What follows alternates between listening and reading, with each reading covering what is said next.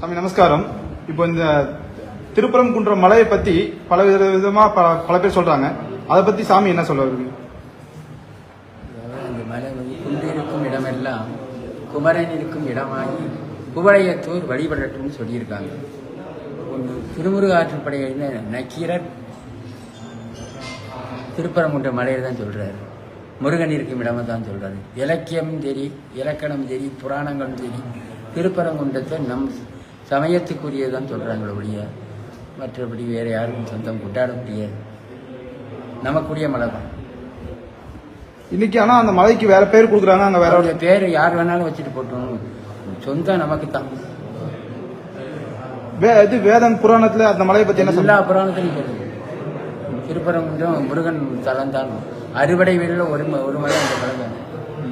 இது ஒரு படமே எடுத்துட்டானே, கந்தன் கர்ணின்னு ஒரு படத்துல திருப்பரங்குன்ற மலையை கட்டுறானு. அப்ப சிக்கந்தர் மலை சொல்லலையே. ஏபி நாகராஜன் படம் எடுத்துருக்காங்க. என்ன படம்? கந்தன் கர்ணின்னு ஒரு படம். அந்த படத்துல ஏபி நாகராஜன் அறுவடை வீடுல திருப்பரங்குன்றம் படை வீடுன்னு சொல்றாங்க. அப்புறம் அது என்ன சொல்றீங்க? மலைக்கு மேல இந்த காசி விஸ்வநாதர் எவ்வளவு புனிதமானவர். பழமையான கோயில் தான். பழமையான கோயில புதுமையா கொண்டாந்து வச்சுட்டு போட்டு நமஸ்காரம் வேணா பண்ணிடலாம். அங்க ஒண்டி நம்முடைய புனிதத்தை கெடுக்கிறத செஞ்சது வருந்தத்தக்கது. சைவ நெறி நூல்கள்ல மலையை பத்தி ஏதாவது குறிப்புகள் இருக்கு? எல்லா மலையினாலே சிவபெருமான் இருக்க இடம் தான், முருகன் இருக்க இடம் தான். திருவண்ணாமலை சிவபெருமான் இருக்க இடம். மலைன்னா நமக்கு தான், அண்ணாமலைங்கிறாங்க. நம்ம இடம் தான். தோராயமா எத்தனை ஆண்டுகள் பழமையான? பழமையானது. அதுக்கு நாளை பிடிக்க முடியாது, எப்பவே இருந்திருக்கு. ஆனா சில பேர் சொல்றாங்க அதுல முன்னாடி இருக்கிறது மலை மட்டும்தான் அவங்களுக்கு சொந்தம், பின்னாடி இருக்கிற மலை எல்லாரும் சொல்லலாம், வேணுங்கிறவங்க சொல்லுவாங்க. சுவாமி இன்னைக்கு திருப்பரங்குன்றம் போறதா இருந்தது. இதனால அது காவல்துறை போகக்கூடாது. என்ன பாதுகாப்பு இல்லை. என்ன காரணம் சாமி சொல்லி? பாதுகாப்பு இல்லை. பாதுகாப்பு இல்லைன்னு நமக்கு பொருத்திக்கிட வேண்டியது. அது எந்த நாள் வந்தாங்க, டெய்லி ஒருத்தராக வர்றாங்க. அதனால வேற ஏதாச்சும் பயப்படுறாங்க. இந்த இதை அரசாங்கம் எப்படி அணுகுறாங்கன்னு பாக்குறீங்க? இப்போ ஒரு பிரச்சனை போயிட்டு இருக்கு திடீர்னு. தெரியல, அரசாங்கம் இதை கண்டுக்கிடாமலே இருக்கிறாங்க.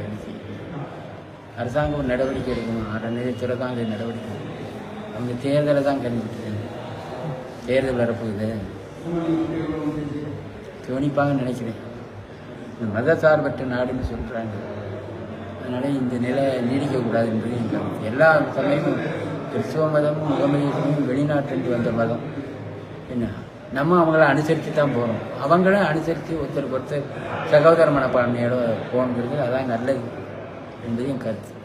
சமீப காலமாகவே தமிழ்நாட்டில் ஒவ்வொரு முருகர் மலையும் குறி வச்சு பேர் மாற்றம் பண்றது அது தொடர்ந்து நடந்துட்டு இருக்கு. அது செய்யக்கூடாது. இதுக்கு முன்னாடி அந்த இது காரணம் நம்மள்கிட்ட ஒரு உரைப்பு இல்லை. இந்த உரைப்பு ஏற்படுத்த இப்போ இங்கே வந்துருச்சு. அந்த உரைப்பு இந்த மாதிரி எல்லாருமே உரைப்பு நம்ம கோயிலை பாதுகாக்கணும்.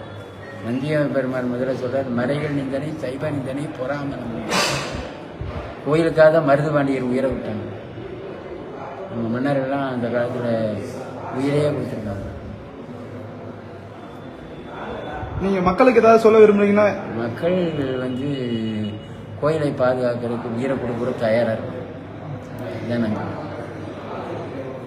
அவங்க எவ்வளோ தூரம் அவங்க மதத்தின் மேலே ரொம்ப ஈடுபாடாக இருக்காங்க, அது நம்ம ஈடுபாடாக இருக்கும். அந்த ஈடுபாடு நம்ம மக்களுக்கு ஏதோ போகிறாங்க, சாமியை கும்பிட்றாங்க, அதோட தேங்காய் உடைக்கிறாங்க. வேணா முன்னிக்கு போனால் கூட முடி போனால் போகுது, முடிய கொடுத்துருவோம். திரும்ப நீங்கள் எப்போ சாமி திருப்பரங்குன்றம் போகிறதா இருக்கீங்க? எந்த நேரம் போகலாம். போலீஸ் காவல்துறைக்கு ஒரு மரியாதை கொடுக்கணும். வர வேண்டாம் சரின்னு ஏற்றிட்டு போகக்கூடாதுல்ல. காவல்துறை இருக்காங்க, அவங்களும் ஒரு மரியாதை கொடுக்கணும். போகாமல் சரி, உயிருக்கு ஆபத்துங்கும்போது என்ன செய்யணும்?